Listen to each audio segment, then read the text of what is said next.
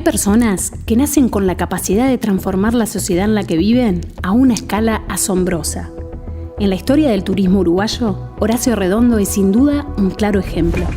Fue pionero de la reconstrucción de edificios de gran valor histórico y un gran influyente de las personalidades de la época, desde el propio presidente Baltasar Brum hasta investigadores, coleccionistas o inversores.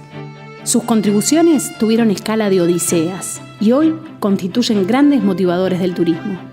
Arredondo reconstruyó la fortaleza de Santa Teresa y el fuerte de San Miguel en Rocha y fue el padre de los admirables parques que los rodean. En Montevideo fue responsable de la restauración de la Fortaleza del Cerro, el Cabildo, la Aduana de Oribe y el Molino de Pérez.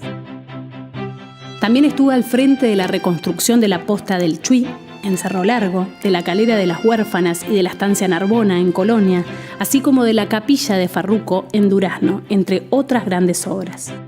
Sí, claro, es imposible evitar preguntarse cómo hacía rendir tanto las horas del reloj. Pero ese es un enigma a resolver en otro momento.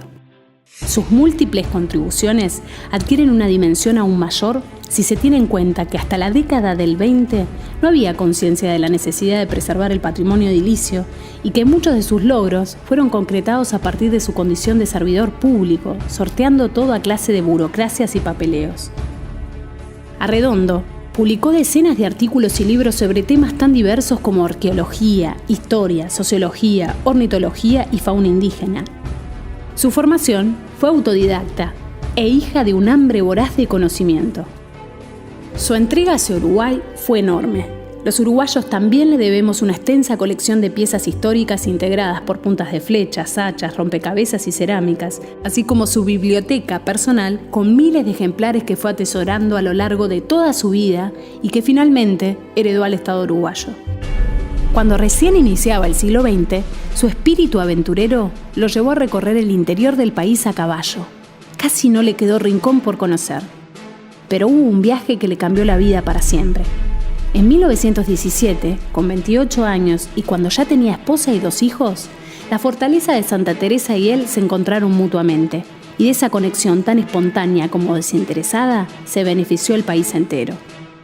La historia de la fortaleza se convirtió en su propia historia. Era una época difícil para viajar.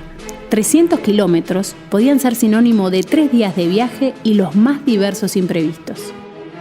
El ferrocarril no llegaba a una Rocha mientras los primeros autos comenzaban a funcionar con mucha timidez, sin rutas disponibles y con altas probabilidades de quedar atascados en los temibles peludos o enormes charcos de lodo.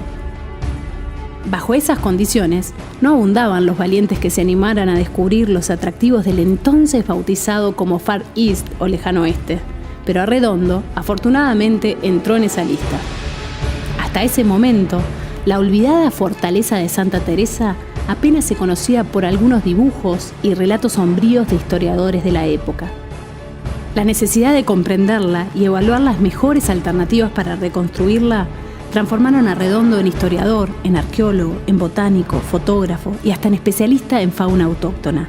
Así, mientras proyectaba el Parque de Santa Teresa, él mismo y en forma autodidacta estudiaba la topografía del terreno para hacer las plantaciones.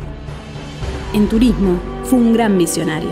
Contribuyó con su acción y pensamiento a la consolidación del turismo como una actividad productiva fundamental.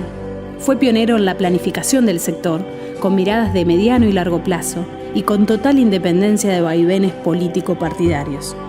Durante cerca de 2 décadas estuvo al frente de la Comisión Nacional de Turismo, demostrando una singular capacidad para integrar sus más diversos saberes con innovadoras estrategias que aún hoy mantienen vigencia. Sin su entusiasmo, dedicación e inventiva, Uruguay como destino turístico no sería el mismo.